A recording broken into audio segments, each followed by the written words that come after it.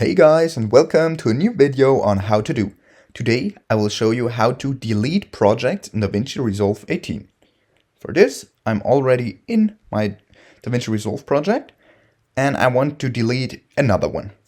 So what we do is click on this little house button, the home button on the bottom right corner, until my projects pop up. Okay, let's say I want to delete live save. What I do is click it and then right click it and go on delete. There's also the shortcut for Mac users. Click on delete and then this pops up. You can't undo this action. I just click on delete and that's it. Okay, that was a little hack on how to delete projects in DaVinci Resolve 18. If you enjoyed the video, please like and subscribe to stay tuned for more how to do videos. If you have a video suggestion, just let me know down in the comments. See you guys soon.